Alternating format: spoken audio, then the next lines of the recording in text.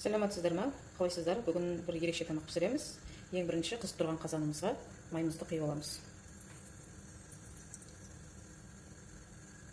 Одан кейін жуылған, сұқталып туралған етімізді саламыз.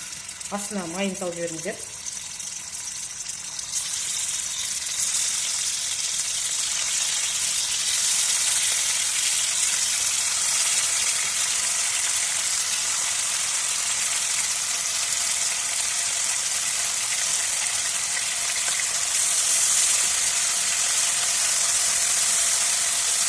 Етін саласыздар.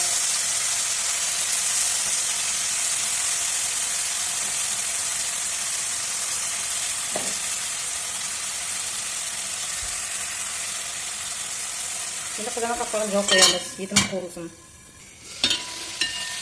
Етіміз суын болатыр. Енді соның үстіне құйамыз. Етіміз пісу керек, ұйтақ болады. Суды құйып, қақпағын жауып қойыңыздар. Кішкене араластырып жіберейін. Әдемі болып қуырылып жатыр. Енді қақпағын жауып қоя тұрыңыздар. Қуырылды. Енді оның үстіне туамызды саламыз. Үлкен үрлеу қылып тұраңыздар. Туамызды саламыз. Туамыз араластырып туамыз етпен бірге қызартып.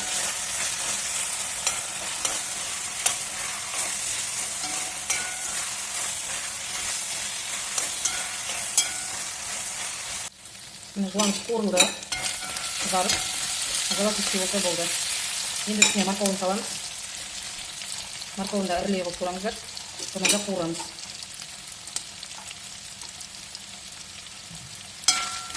Араластырып қуырыңыздар.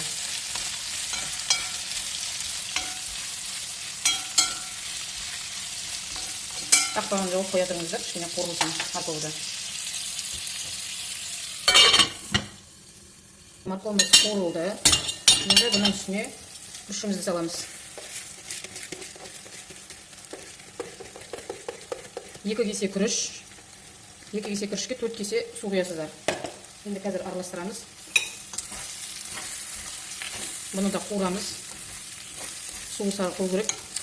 Құрғап, сол кезде шашыраңқы күріш піседі рассыпчатый. Палауымыз рассыпчатый болып шығады.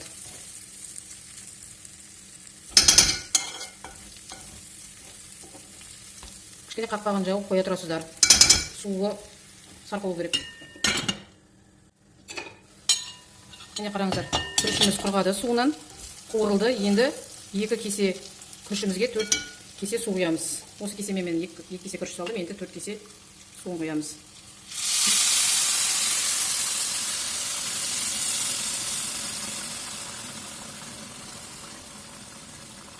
Күрішіміз деген суға батып тұру керек.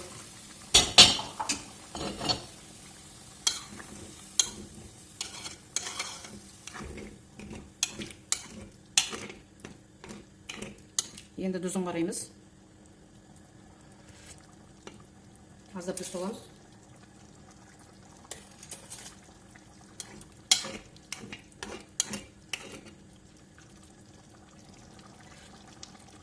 Тұзды жаққа аздап бұрыш сеуіп жібереміз.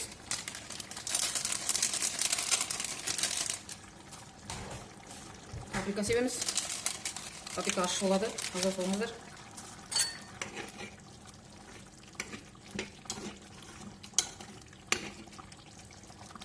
Енді ортасына чесногымызды саламыз. Және қақпағының астынан салатанымызды жауып, астын бұқтырып қоямыз. Ал пловымыз пісті. Жайлап алыңыздар, қолдарыңызды күйдіріп болмайды.